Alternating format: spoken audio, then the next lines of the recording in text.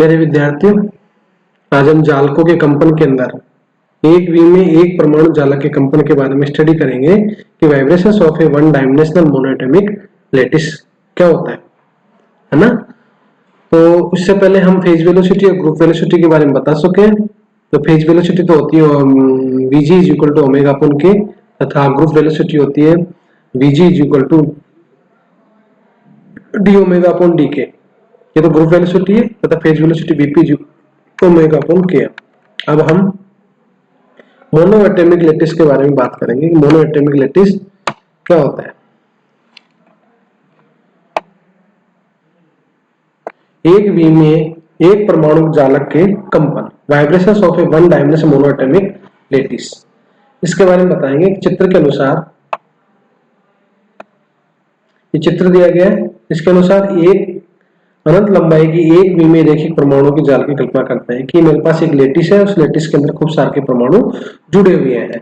For example ये परमाणु है जो n प्रकार का जो परमाणु है ना, उससे a डिस्टेंस की दूरी पे दूसरा परमाणु n+1 है। इसी प्रकार से n+1 से a डिस्टेंस की दूरी पे नेक्स्ट परमाणु जो है वो n+2 होगा।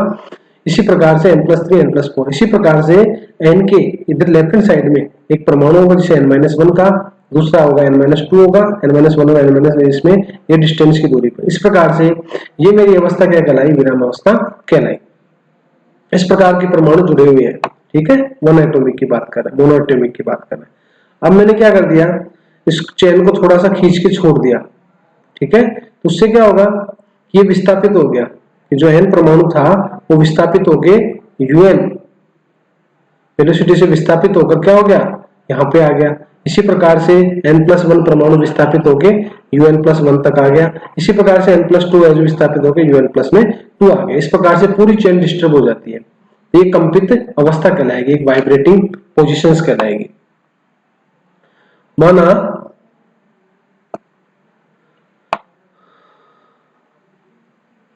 परमाणु की श्रृंखला x अक्ष के अनुदिश है जिसमें सभी परमाणु समान है तथा परमाणु की परस्पर दूरी क्या है, a है। विराम अवस्था में विभिन्न परमाणु अपनी साम्यावस्था की स्थिति में होते हैं, लेकिन जब उनमें कंपन गति होती है तो वो अपनी साम्यावस्था की स्थिति से इर्द गिर्द सरल गति करते हैं।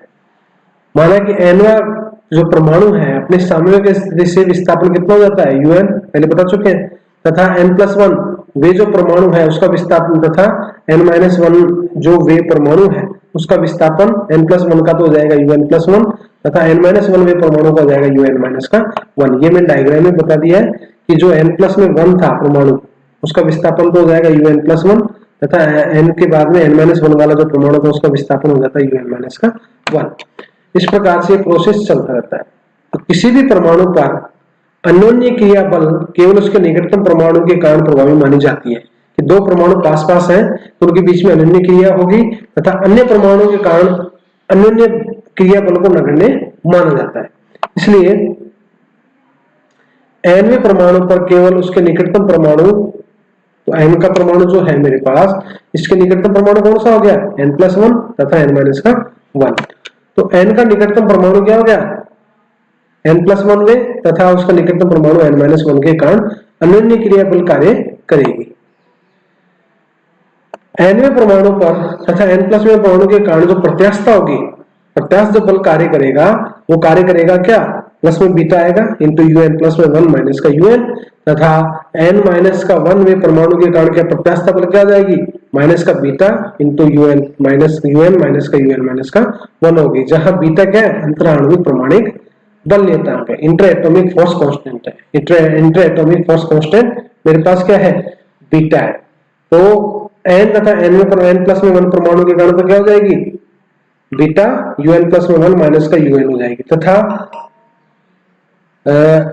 n तथा n-1 वे परमाणु के कारण जो आ जाएगी मेरे पास प्रत्यास्थता बल होगी वो माइनस का बीटा un माइनस का 1 हो जाएगी। तो इसे मैं क्या कहूंगा, इंटर एटॉमिक, बीटा क्या है, इंटर एटॉमिक फोर्स है। इसलिए nवें परमाणु पर उसके निकटतम परमाणु के कारण जो प्रत्यास्थी बल होगा, प्रत्यास्था जो बल होगा वो होगा Fn इज इक्वल टू nवें परमाणु पर, तो निकटतम परमाणु कौन से आ गया, n-1 तथा n+1। तो इसलिए मेरे पास जो प्रत्यास्थ जो बल होगा Fn is equal to beta into में un प्लस में 1 माइनस का un माइनस का बीटा इंटू यूएन इंटू में यूएन माइनस का 1। इन दोनों को मैंने क्या कर दिया, ऐड कर दिया। इन दोनों फोर्सों को मैंने ऐड कर दिया। ऐड करने के बाद मेरे पास समीकरण नंबर 1 प्राप्त होता है।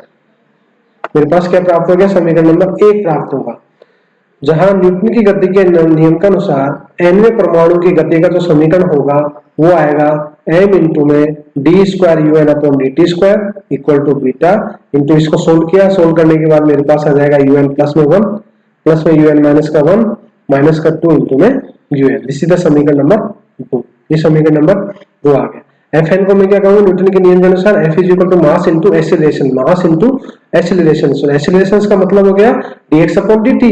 सो एफ की वैल्यू प्राप्त होगी m into D square X upon dt का स्क्वायर प्राप्त हो गया, जिसकी वैल्यू प्राप्त होगी beta into U N plus में 1 प्लस में यू एन माइनस का 1 माइनस का 2 into U N. This is the समीकरण नंबर 2। और जहां पे मेरा m क्या है, प्रत्येक परमाणु का द्रव्यमान है, प्रत्येक परमाणु का द्रव्यमान है। अब मैंने माना समीकरण 2 के लिए हल माना जा सकता है कि समीकरण नंबर जो 2 मेरे पास प्राप्त हुआ, ये जो इक्वेशन आ गया मेरे पास, फोर्थ इक्वेशन जो प्राप्त हुआ m into D square you N upon D T square equal to beta into U N plus में 1 प्लस में यू एन माइनस का 1 माइनस का 2 यू एन। अब जहां पे बीटा मेरा क्या है, बीटा मेरा है अंतर परमाणु बलनीयता, इंटर एटॉमिक फोर्स कांस्टेंट है, इंटर एटॉमिक फोर्स कांस्टेंट। यदि मैंने माना इसका जो हल है, इंटर एटॉमिक फोर्स कांस्टेंट माना बीटा है ना, मैंने माना कि इसका जो हल होगा वो इस प्रकार का होना चाहिए कि यूएन बराबर a इंटू ई की power iota omega T minus का k इंटू में एक्शन हो गया, ठीक है। या फिर इसको मैं कह सकता हूं u n is equal to a into ई की power iota omega T minus का k इंटू में एक्शन को मैंने क्या कह दिया, x n is equal to n a. X n is equal to क्या मान लिया, एन इंटू ए। एन तो एनवा परमाणु है तथा ए जो उसके बीच में दो परमाणु के बीच की डिस्टेंस वो है, वो ए है, इसलिए x n is equal to n a. एनवें कण का एक्स निर्देशांक के इज इक्वल टू क्या जाएगा, 2 पाई अपॉन में लैम्डा, संचलन नियतांक है, तथा ओमेगा मेरे पास क्या है, इसकी आवृत्ति है। ओमेगा क्या है, आवृत्ति है। इसलिए समीकरण नंबर 3 को समीकरण नंबर 2 में पुट कर दिया। पुट करने के बाद में यथार्थ में समीकरण नंबर 3 आ गया मेरे पास। अब मैंने क्या किया कि समीकरण नंबर 2 में जो जो वैल्यू है मेरे पास क्या क्या un मेरे पास आएगा, फिर मैं un प्लस 1 निकालूंगा, फिर un माइनस का 1 निकालूंगा और un को 2 का डिफरेंशिएट करके मैं D square un upon dt square करूंगा। जैसे सिंपल हार्मोनिक मोशंस में अपन ने किया था, सेम उसी प्रकार से ये अपन ये चीजें करेंगे। तो सबसे पहले मैं un की वैल्यू निकाल ली, इसको t के रेस्पेक्ट में डिफरेंशिएट कर दिया, तो dun upon dt is equal to t के रेस्पेक्ट में करूंगा तो a इंटू में आइटा ओमेगा e की power iota omega t minus का kn है। समीकरण नंबर 4 प्राप्त हो गया। इसी प्रकार से इस समीकरण नंबर 3 को मैं t के रेस्पेक्ट में फिर डिफरेंशिएट करूंगा तो मेरे पास इक्वेशंस प्राप्त हो जाएगी, वो समीकरण नंबर 5 प्राप्त हो जाएगी। तो इसका डिफरेंशिएशन किया आइटा ओमेगा, फिर दोबारा आइटा ओमेगा, तो आइटा ओमेगा का होल स्क्वायर आ जाएगा। इसको सोल्व किया तो मेरे पास आ जाएगा माइनस का ए ओमेगा स्क्वायर ई की power iota omega T minus का के एन। ये तो D square you N upon D T square की वैल्यू प्राप्त होगी समीकरण नंबर 5। और समीकरण नंबर 3 से un आ गया। अब समीकरण नंबर 3 से ही मैं un प्लस 1 निकाल लूंगा, अर्थात n की जगह n प्लस 1 रख दूंगा, तो समीकरण नंबर 3 है जो क्या हो जाएगा, un plus 1 is equal to a into ई की power iota omega T minus k into n plus 1 into a। This is the equation number 6।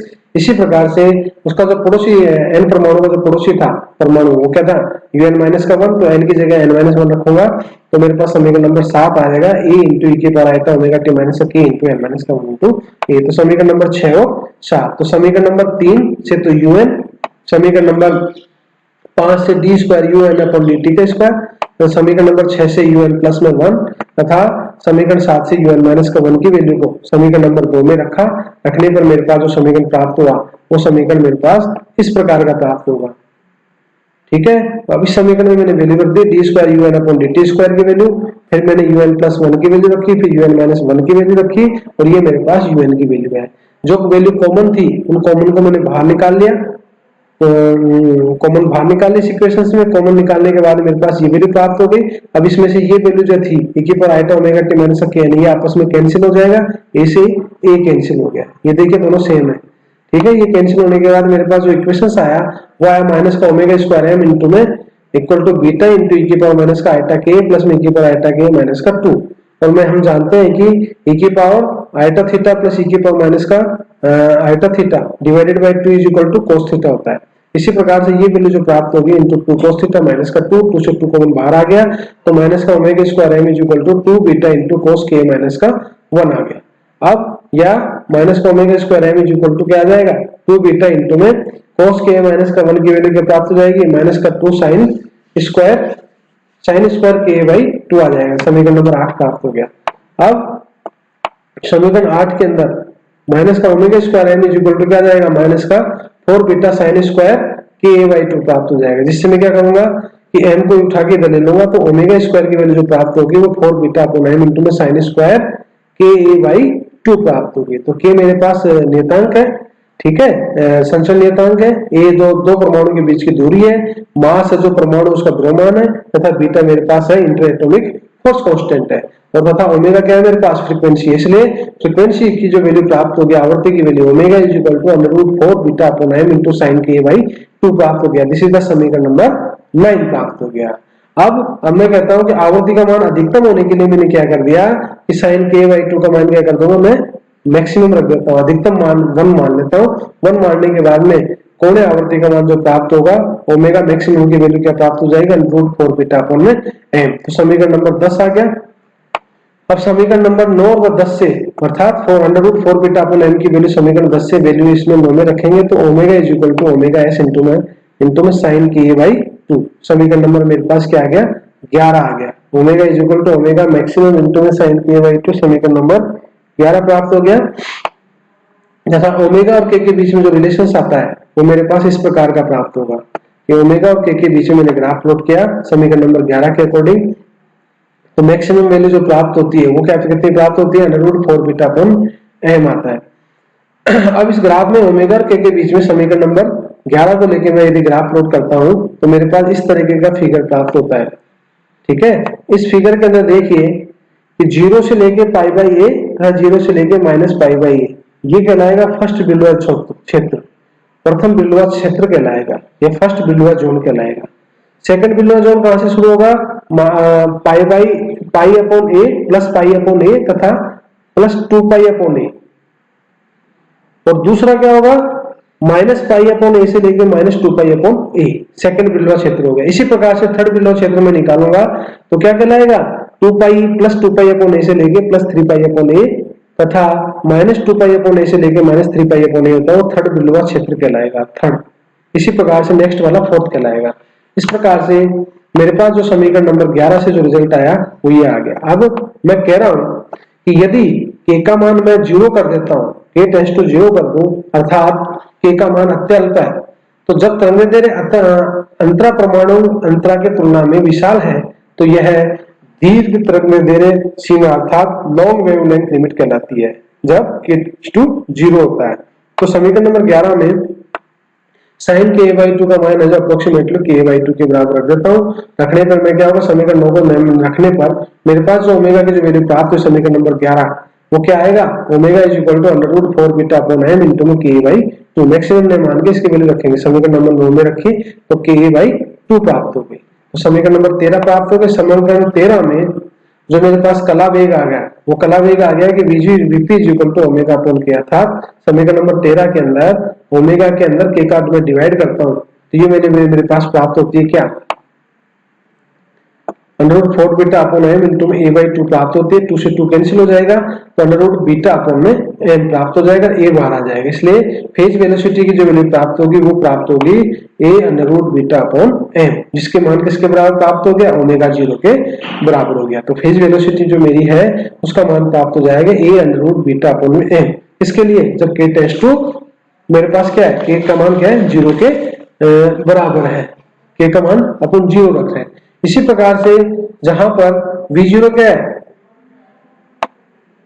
मेरे क्रिस्टल जालक में ध्वनि का वेग है तथा a जालक स्थिरांक है, कांस्टेंट है, अर्थात कला वेग आवर्ती पर निर्भर नहीं करती है। तो मेरे पास जो कला वेग जो है मतलब कला वेग फेज वेलोसिटी का मान उसकी फ्रीक्वेंसी के ऊपर निर्भर नहीं करती, अर्थात दीर्घ तरंगदैर्घ्य लंबाई सीमा में अर्थात दीर्घ तरंगदैर्घ्य लंबाई सीमा में एक विमीय परमाणु श्रृंखला में तरंग संचरण सतत डोरी के समान होता है। और इस अवस्था में माध्यम क्या होता है? नॉन डिस्पर्सिव होता है, अर्थात अक्षेपणीय होता है। माध्यम अक्षेपणीय होगा तथा समांगी सातत्य माध्यम की भांति कार्य करता है, तो होमोजीनियस कंटीन्यूअस इक्वेशंस की तरह कार्य करता है। तो ये मेरे पास मोनोएटॉमिक के लिए ये रिजल्ट प्राप्त हो गया। जब मैं इसको दीर्घ तरंग कर देता हूं तो उस कंडीशंस में ये मेरे पास नॉन डिस्पर्सिव होता है तथा होमोजेनियस कंटीन्यूअस की भांति व्यवहार करता है। इसके बाद में जो नेक्स्ट है मोनोएटॉमिक, जो मेरे पास जो लेटेस्ट प्राप्त हुआ उसके हम फेज वेलोसिटी तथा ग्रुप वेलोसिटी निकालेंगे दीर्घ तरंग के लिए कि फेज वेलोसिटी, ग्रुप वेलोसिटी तथा उसकी कट ऑफ फ्रीक्वेंसी। नेक्स्ट जो मेरे पास जो लेक्चर होगा उसके अंदर अपनी इन चीजों के बारे में स्टडी करेंगे। धन्यवाद।